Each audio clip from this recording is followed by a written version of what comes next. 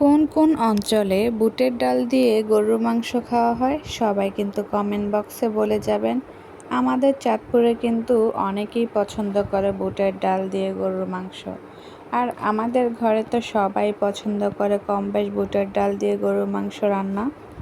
যাই হোক, অনেকদিন পর আবার আরেকটা বড় ভিডিও নিয়ে আপনাদের কাছে চলে আসলাম। ভিডিওটা যদি ভালো লেগে থাকে সবাই লাইক কমেন্ট শেয়ার দিয়ে পাশে থাকবেন। আমি প্রথমে দিয়ে দিয়েছিলাম পেঁয়াজ কুচি, তারপর এখানে দিয়ে দিলাম আদা রসুন বাটা, তেজপাতা, তারপর দিয়ে দিলাম লং, এলাচ, দারচিনি।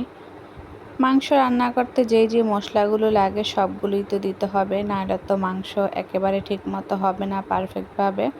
তো তারপর পরিমাণ মতো দিয়ে দিলাম লবণ, তারপর দিয়ে দিলাম হলুদ গুঁড়ো, তারপর দিয়ে দিলাম জিরার গুঁড়ো, মরিচের গুঁড়ো, ধনিয়া গুঁড়ো। সবগুলো মশলা একসাথে দিয়ে ভালো করে কষিয়ে নিব। কষানো হয়ে গেলে তারপর এর মধ্যে আমি মাংসটা দিয়ে দিব। আর আমি বুটের ডালটা আলাদাভাবে সিদ্ধ করে নিয়েছি। মাংসটা কষানো হয়ে গেলে তারপর বুটের ডালটা মাংসের মধ্যে দিয়ে দিব।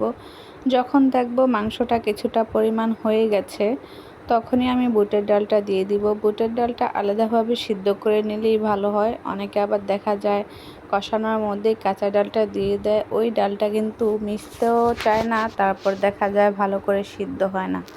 তো গরুর মাংস দিয়ে বুটের ডাল রান্না করতে গেলে আমি মনে করি ডালটা আলাদাভাবে সিদ্ধ করে নিলেই ভালো হয়। তারপর দেখবেন কষানো হয়ে গেলে সেই ডালটা ঢেলে দিলে মাংসটা একেবারে মাখা মাখা মজাদার হয়ে যাবে।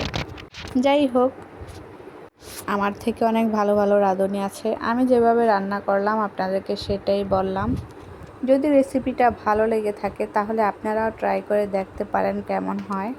আর মাটির চুলার রান্নার কথা তো বলে লাভ নেই, সেটা তো স্বাদই আলাদা। মাটির চুলার রান্না যারা যারা পছন্দ করেন সবাই কিন্তু কমেন্ট বক্সে কমেন্টে বলে যাবেন। হয়তোবা মাটির চুলায় রান্না করতে কষ্ট হয়, কষ্ট হলেও কিছু করার নেই, কিন্তু খেতে কিন্তু দারুণ।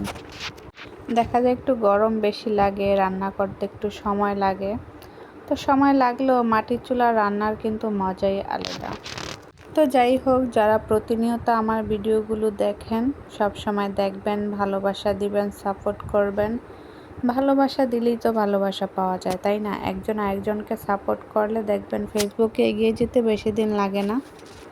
হিংসা নয়, ভালোবাসা দিয়েই সব কিছু জয় করতে হয়। অনেকে দেখা যায় হিংসা করতে করতে কোনো কিছুই করতে পারে না।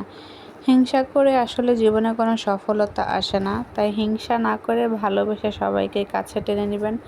সেটা ফেসবুকে হোক আর বাস্তব জীবনে হোক, সংসার জীবনে হোক, যেখানেই হোক না কেন, ভালোবাসা দিয়ে সব কিছুই জয় করা যায়। আর যেখানে হিংসা থাকে সেখানে কোনো কিছুই ঠিকমতো থাকে না, দেখা যায় ধ্বংসের পথে চলে যায়। তো ভালো থাকবেন, আল্লাহ হাফেজ।